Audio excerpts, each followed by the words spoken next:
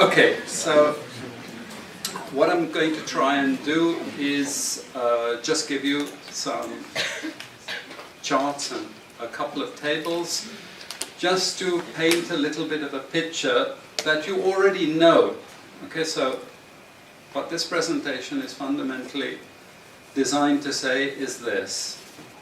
Africa, historically, sub-Saharan Africa, has been fundamental to the global prosperity of the advanced countries. Okay? And Africa had a role to play. It has a role as a raw material producer. We will not allow sub-Saharan Africa to escape that. Okay, we do everything to keep sub-Saharan Africa where it is, also impoverished. It's absolutely vital for the prosperity of everyone else. So let's get clear about that. Okay, and this means all the economic structures, all the global institutions, and the economics we teach everyone is all designed to keep Africa exactly where it is. And whether it is Europe or US or now China, it's always the same. We need Africa to be impoverished because we need those raw materials and we need them dirt cheap. Okay, so that's the message. It doesn't mean to say that there's nothing Africans can do. Of course there is. Okay, but this is the opposition that they're fighting. This is what it's about. Because if Africa does do something different, I assure you living standards of all those in Europe and North America and Asia is going to fall. Okay? And that is a big price to pay. I assure you that the West is not going to allow that without a big fight. Okay, so this is what it's fundamentally about. What I want to show you is how these structures are operating. It's just 20 minutes, so we can't do very much, but just to give you a little bit of an idea. And why I keep the ideology part there is because we are part of the producers of ideology. At universities and academic institutions, we are complicit in this whole enterprise. Okay, so the job of many Western academics is to convince Africans they have to keep doing what they're doing. Okay? And to show them it's your fault that you're poor. It's not our fault. It's your fault that you're poor. You know? So this is what we do in academic institutions, and I want to show that as well. Let me just start. This is what it's basically about, so you know what it's about. But I want to just show you the extent to which Africa is specializing in the production of raw materials and basic agricultural goods. We know the basic forces that have caused this underdevelopment. We know it's colonization. I will not discuss that very much because my colleague speaker is going to go into some aspects of this. But I do want to discuss the global economic structures, the global financial institutions, and economic ideology, briefly, to give you a flavor of those. Let me start with this. You can't really see it so easily, but if those of you who are interested, you want the PowerPoint, I'm sure we can make it available to you. But the thing that you really need to see is the top line. Okay? And the extent of dependency is captured by this statistic at the top. Okay? And you compare it with all other income groups, and what you see is essentially in that one statistic how dependent sub-Saharan Africa is on raw material production. Okay? This is the very heart of what makes sub-Saharan Africa beat. Okay? Here, just to have a look at one very important additional statistic, with all this export coming from sub-Saharan Africa, how much does sub-Saharan Africa account for in terms of global trade value? We know there are vast resources coming from there, but look at the bottom line in terms of global trade value. Look at that. 0.5%, 1975, 0.95% going down to 0.1. To 0.1. Meaning that with all these vast resources being produced, how much are they getting for it? Nothing. Nothing. This is a very significant piece of data. Then I just want to show you what has happened to sub-Saharan Africa, because what we know, and from all studies, no country ever develops without manufacturing. Okay, producing raw materials will not take you anywhere.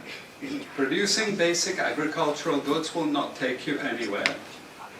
And let's have a look at how much manufacturing activity takes place in sub-Saharan Africa. We can look over the last 15 odd years, 15, 20 years. And we see manufacturing has actually declined as a percentage of the total. This is percentages of total production in sub-Saharan Africa. How much of it is accounted for by manufacturing? So this figure here is 17% of the total. Most of the rest, when we talk of industry, it includes manufacturing, but the bulk of it is mining. Okay? Raw material extraction. This is the bulk of it. And here we see actually raw material extraction has stayed the same. What has caused industry to fall is the fall in manufacturing production. This is deliberate because we will never, as Western economists, as Western policymakers, we cannot afford to allow Africa to industrialize and start producing manufactures. Okay, so we will do everything to stop that. And I'm going to show you how we actually block that. It's obvious in certain ways, but it's less obvious in other ways. Now, we have actually seen periods of rapid growth in sub-Saharan Africa, misleading people, saying, oh, you know, we're now doing much better. And this has happened recently. Recently, I've had students come and tell me, we've done much better now. And you can see growth rates rose quite sharply in recent times. Now are starting to go again down. But if you look historically, the same thing happened earlier. Why? Because in these two periods, we had East Asian rapid industrialization processes.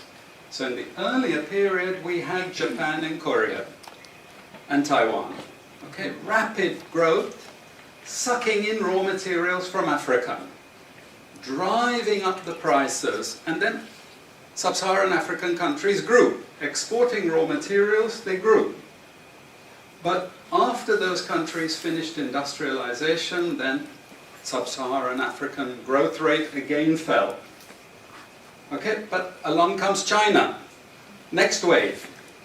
Okay, again, sub-Saharan African growth rises, but now China is going down. As many of you now know from the press, China is going down. But sub-Saharan Africa is going down even faster.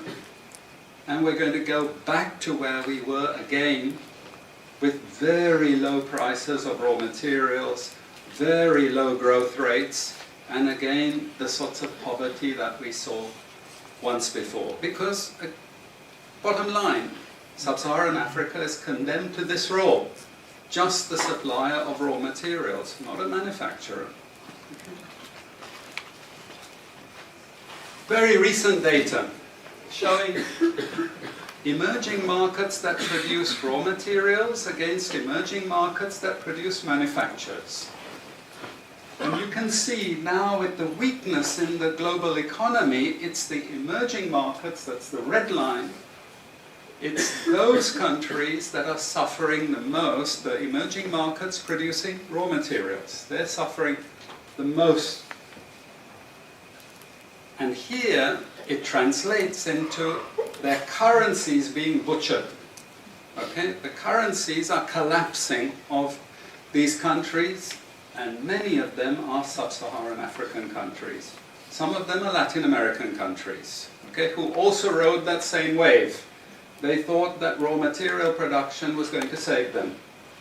But now they're facing terrible problems. And I'm sorry to say, it's just going to get worse in the next 2 years. It's not going to get any better. And this is what it does in terms of gross domestic product. It's the blue line you should look at. It's the blue line compared with the red line. And what we know is that blue line is really going to go down sharply in the next 2 years. Okay, so relative to the rest of the world, sub-Saharan Africa is going to suffer. Again, why? Because it's condemned to this raw material production. This is basically why. How is it condemned to that? Well, the first and most important is the economic structures. After colonization ended, we needed new structures to keep these countries where they were. Okay? And the first of those is aid. Okay? We give them aid. Aid for what? Actually, we give them aid to keep repressive regimes in power. That's all. Okay? We're not giving them aid for much more, except a little bit of infrastructure to make sure those raw materials get to the ports and aren't gotten out of the ground. But for the most part, we give repressive regimes money and power and guns to keep that system going. This is what it's fundamentally about. All the hypocrisy about transparency and democracy and bullshit like that, it's all bullshit. You know? And at least the Chinese don't enter into that bullshit. They say, we don't care about the whole political environment, we just give the money. Okay? And it's for raw material extraction, period. Okay? Number 2, and this was a very important one, still is debt. I was telling some of my students today, was it today or yesterday, about Confessions of an Economic Hitman. Do you remember this? Have any of you heard of this one? Confessions of an Economic Hitman. It's a book written by John Perkins, who used to work for a very nebulous, opaque bank. No one had ever heard of this bank, but it was formed in the 1950s by the IMF, the CIA, and the American State Department. And it had only one job: to lend money to developing countries that were raw material producers in order to indebt them. Once you are in my debt, I control you.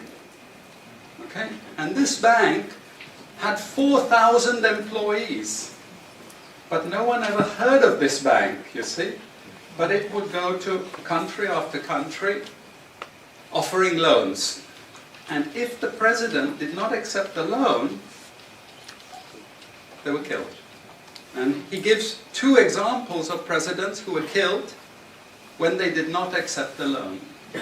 You see, the lending is also very important to trap the country. It's very important. It's part of that process. I teach in Suriname. And Suriname in recent times had a huge foreign exchange reserve. So big they didn't need to borrow money. And then one of my students, who was very high up in government, he said, you know, the IMF is trying to convince us to borrow money from foreigners. Why? I thought, duh, you know, sorry about this, but, you know, this is the game. And in the end, Suriname did borrow this money because the IMF said, if foreigners lend to you, then everyone will think Suriname is such a strong economy that foreigners are interested in lending to you. You understand? Before Lula came to power, you know, the previous president in Brazil, Cardoso, his predecessor, took a gigantic international loan. No necessity for taking the loan. Why? Because once I catch you with the debt strings, I hold you forever. You are my prisoner. Okay, so debt has been this huge spider's web which has trapped sub-Saharan Africa and keeps them held there. Aid, debt. We have a third structure which is again not known by many people, but it's something that was put in place and continues to this very day, with no one discussing it. No one says anything about it. It is monopoly buying structures. This is for all raw materials and basic agricultural goods produced by developing countries. There are only 4 or 5 Western multinationals that buy all those goods. And they collude between them. So if you take any major product, these Western multinationals, they collude between them. Even if we go down to banana production, we had a PhD done here at the ISS, and the person showed that the 4 or 5 major multinationals, they collude, and in order to make sure their control is total, what they do is they force all the producers to produce the same uniform banana. You know, the crap you buy in the West and has no taste at all. You go to any developing country, you know how a banana tastes, don't you? There's so many of them, lots of varieties, but we only market 1 or 2 types, so we have control, you see. If you don't produce at the price I want you to produce, I go to the next country. You see, we get control. So these buyers, they impose that control, and they keep pushing the prices down and down and down. Okay, this is the game. No one says anything about it. There are no commissions of inquiry to say, this is illegal, what you're doing. The WTO has nothing to say about this. But sorry to say, you know, if banana prices rose 10 times, especially for people like me who love bananas, okay, I protest. I like my living standards. Okay, it's the same with all the other raw materials, you see. We're all benefiting, we're complicit. We're actually complicit in this because we will protest and shout out if the situation ever changed. Okay, now we come to those international institutions. And I must tell you this from the outset, don't think of them as wicked. IMF, World Bank, WTO. We always think evil creatures, horrible. It's not. It's just economics. It's economic warfare. The rich declare war on the poor. It happens everywhere. It happens in a country. The rich control the government. Of course they do. You really believe you have democracy? Come on. You know, I mean, grow up. This is not about people living in democratic systems. What we have is the rich control. The rich set up these institutions explicitly to control the poor countries. And they don't give them much room for maneuver. Which incidentally, when the IMF starts talking of poverty alleviation, you should also understand that there's another game there also starting to play, which I'm going to come back to later. But what do these institutions do? What does the IMF do? What is structural adjustment about? It's about making sure countries keep producing what we want them to produce. We make sure they have recurrent balance of payments problems. You notice these countries never get out of balance of payments problems. You notice that? Whereas countries that never took IMF support are always out of balance of payments problems. But the countries that are continuously getting advice and support by the IMF, they're always in balance of payments problems. Why? Because that's the way we keep our stranglehold on them. And that's what we have done. We have done, the IMF and the World Bank. And they've also done something very, very important. And that is they have destroyed the self-sufficiency of these countries. Colonization started it. Okay? One of the most important things is we destroy food self-sufficiency. Okay? And the World Bank continued it. They forced most countries to eliminate all food subsidies and food support. Okay? Because once you don't produce your own food, I increase my control over you. How do we know this? Well, very funny thing happened some years ago. Not so funny, actually. It involved starvation of a large number of people in Malawi. Okay? Many of you could remember this because it was really tragic. But the Malawian finance minister, who was under terrible threat at the time, suddenly broke ranks and he said, well, you know why we had this famine? Because one of the conditions of the loan given by the World Bank was we destroyed all our grain surplus stocks. Why? Because remember, we want you dependent. 1970s, the US Senate, the US Congress said, we will not allow Latin America to produce their own food. We will start a strategy involving the IMF and the World Bank to destroy food self-sufficiency of Latin America. Then they will indeed be our true backyard. And that's exactly what they've done. Look at all the Latin American countries. Look at them. They used to be food self-sufficient, but they're no longer food self-sufficient. Now here comes the kicker.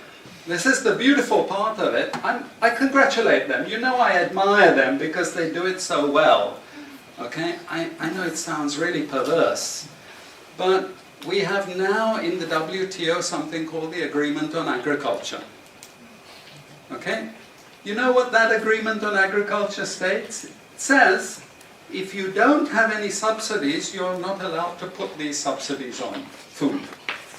But if you have subsidies and income support for food production, you can keep them. Who has all the subsidies and income support? US, Europe.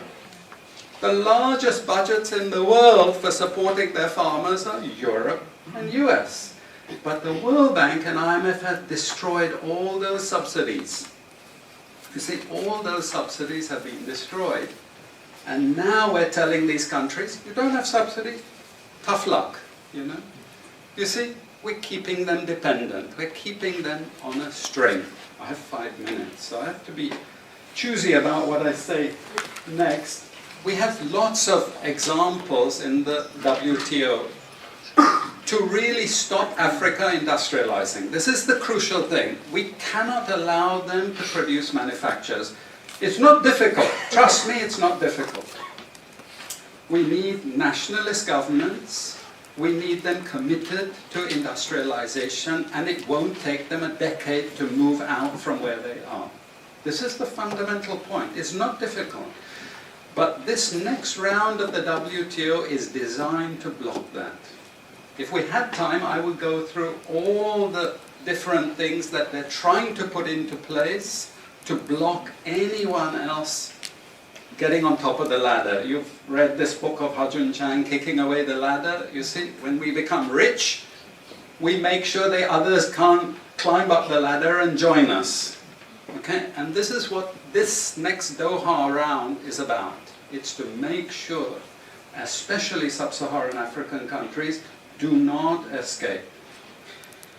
Since I have about 3 minutes left, I'm going to go to this economic ideology thing, because this is important for academics. You see, we teach, in many cases, garbage. And it doesn't hurt anyone, a lot of this garbage. You know, it's just blah, blah, blah, blah, blah. And we don't know what we have learned, but anyway, we were there at the university and you got a certificate and you go away and you feel you've learned something. But sometimes we teach very destructive things.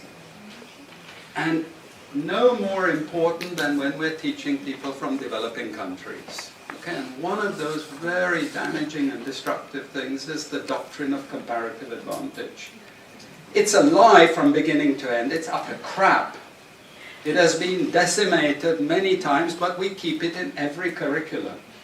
Why? Because it tells sub-Saharan African countries that their destiny is to produce raw materials, you see. And if you produce raw materials, you get rich just like we are in the West. You see, this is the game we're playing, and just for you to be totally confused, we normally build models with it, mathematical models, so you really have no idea what we're talking about.